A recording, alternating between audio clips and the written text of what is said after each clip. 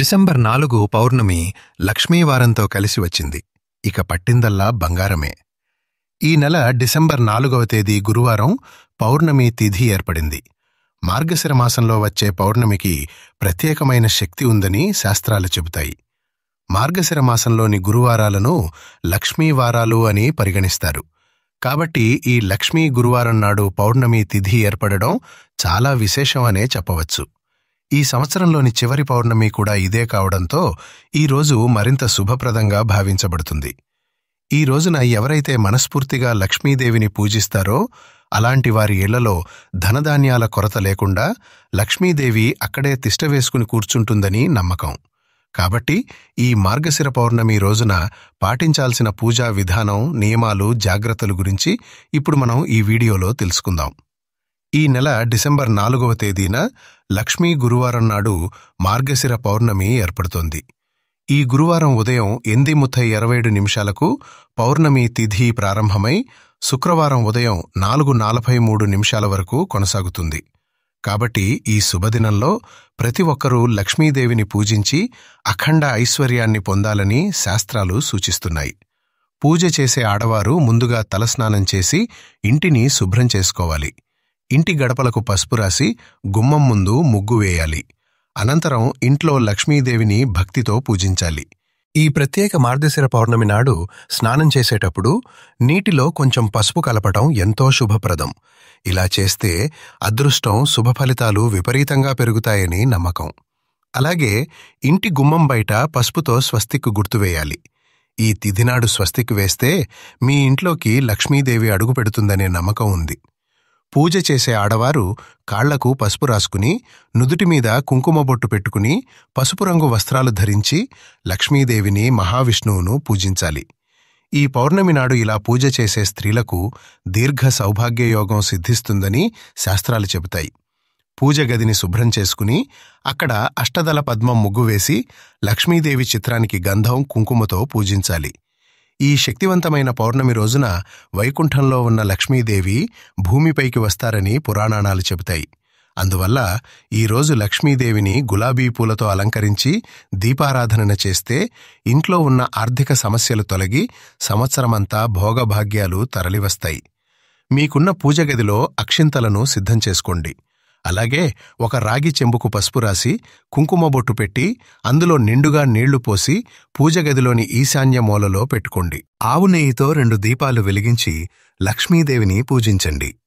ఈ మార్గశిర పౌర్ణమి నాడు ఆవు నెయ్యితో వెలిగించిన దీపం ఇంట్లో ఉన్న ఆర్థిక సమస్యలు, అప్పుల బాధలు తొలగించే శక్తి కలిగి ఉందని శాస్త్రాలు చెబుతున్నాయి. ఇలా దీపారాధన చేస్తే లక్ష్మీదేవి అనుగ్రహం ఎల్లప్పుడూ మీ ఇంటిపై ఉంటుంది. ఈరోజు మట్టి ప్రమిదల్లో లేదా పిండి ప్రమిదల్లో దీపం వెలిగించడం మరింత శుభప్రదం. పూజలో వెలిగించే దీపం కుందులకు కుంకుమ బొట్లు పెట్టి పూలతో అలంకరించి దీపంపై అక్షింతలు వేసి లక్ష్మీదేవిని భక్తిపూర్వకంగా నమస్కరించండి. ఇలా చేస్తే కోరిన కోరికలు నెరవేరుతాయని విశ్వాసం ఉంది. లక్ష్మీదేవి పూజలో నైవేద్యంగా పాలు కలిపి చేసిన పరమాన్నం నివేదించండి. ఈ మార్గశిర పౌర్ణమి నాడు ఇంట్లో పాలు పొంగించి ఆ పాలతో నైవేద్యం తయారు చేసి దేవికి సమర్పిస్తే లక్ష్మీదేవి మీ ఇంట్లో స్థిర నివాసం చేస్తారని నమ్మకం. పౌర్ణమి రోజున పాలు పొంగించిన ఇళ్లలోకి సంపద పుష్కలంగా చేరుతుందని పెద్దలు చెబుతారు. పూజ సమయంలో ఓం శ్రీ మహాలక్ష్మీదేవియే నమః అనే మంత్రాన్ని పఠించండి. ఇది అత్యంత పుణ్యఫలదాయకం. అలాగే ఓం నమో భగవతే వాసుదేవాయ మంత్రాన్ని 108 సార్లు జపిస్తే ఎంతటి కష్టమైన సమస్య అయినా సులభంగా పరిష్కారమవుతుందని శాస్త్రాలు పేర్కొంటాయి. చివరగా లక్ష్మీదేవికి మంగళహారతి సమర్పించి ధూపం వేసి భక్తితో నమస్కరించండి. పూజ పూర్తి చేసిన తర్వాత తులసీ కోటను పూజించండి. తులసీ కోటలో లక్ష్మీదేవి నివసిస్తుందని నమ్మకం. కాబట్టి ఈ పౌర్ణమి రోజున తులసీకోట వద్ద నెయ్యి దీపం వెలిగించి ప్రదక్షిణలు చేస్తే ఎలాంటి కష్టాలు లేకుండా లక్ష్మీనారాయణుల ఆశీర్వాదం లభిస్తుంది. ఆర్థిక ఇబ్బందులతో బాధపడేవారు తులసి మొక్కకు కొద్దిగా పచ్చిపాలు పోసి నమస్కారం చేస్తే ధన సమస్యలు తగ్గుతాయని చెబుతారు.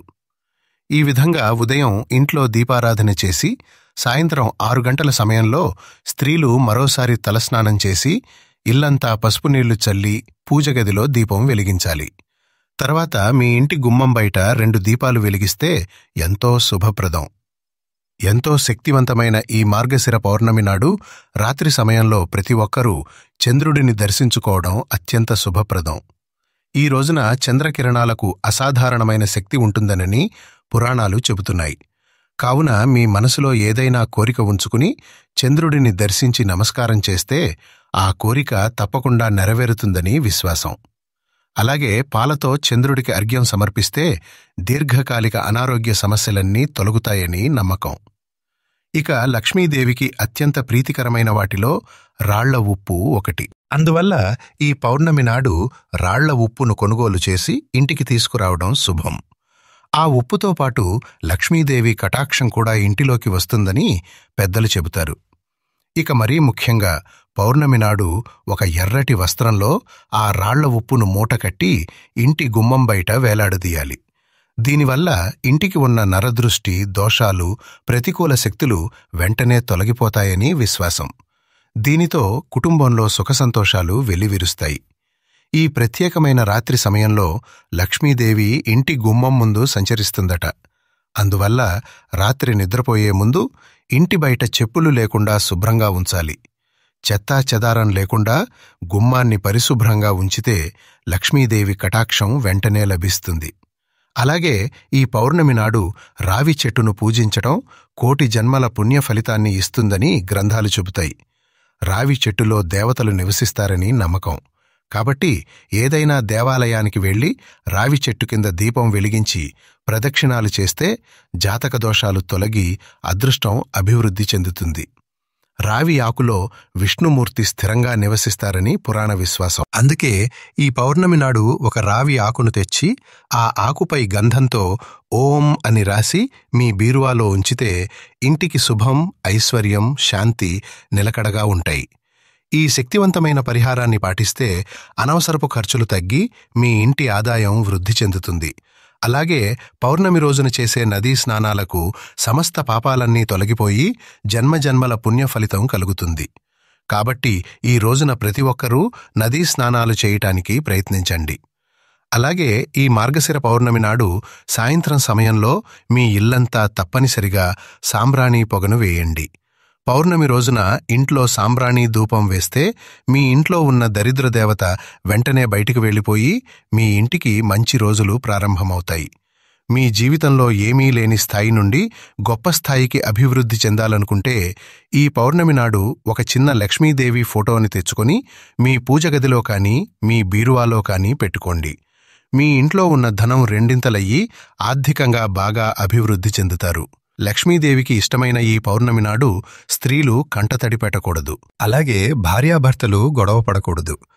ఈ పౌర్ణమి తిథి నాడు భార్యాభర్తలు బ్రహ్మచర్యం పాటించాలి.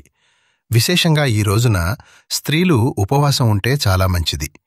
ఇక ఎవరైతే అనారోగ్య సమస్యలతో బాధపడుతున్నారో అలాంటివారు ఈ మార్గశిర పౌర్ణమి నాడు శివాలయానికి వెళ్లి శివునికి ఆవు పాలతో అభిషేకం చేయండి. ధనపరంగా అలాగే ఆరోగ్యపరంగా బాగా కలిసివస్తుంది. అలాగే ఈ రోజున విష్ణు సహస్రనామాలు కానీ గాయత్రీ మంత్రాన్ని కానీ తప్పనిసరిగా పఠించండి. తద్వారా విపరీతమైన ధనప్రాప్తి కలుగుతుంది. ఇక ఈ మార్గశిర పౌర్ణమి నాడు ఏది చేసినా చెయ్యకపోయినా సత్యనారాయణ స్వామి వ్రతకథను వింటే చాలు. ఆ స్వామివారి అనుగ్రహంతో మీకు అన్ని విధాలుగా కలిసివస్తుంది.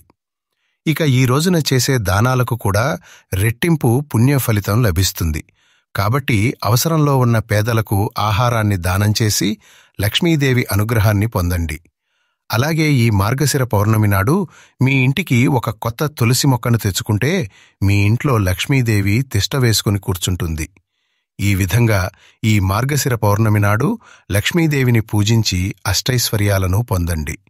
ఈ వీడియో గనుక మీకు నచ్చినట్లయితే ప్లీజ్ లైక్ చేసి మీ ఫ్రెండ్స్కి షేర్ చేయండి. అలాగే మా కొత్త వీడియోస్ మీకు వెంటనే చేరాలంటే మా ఛానల్ని సబ్స్క్రైబ్ చేసుకుని పక్కనే ఉన్నటువంటి బెల్ ఐకాన్ని ప్రెస్ చేయండి. ధన్యవాదములు.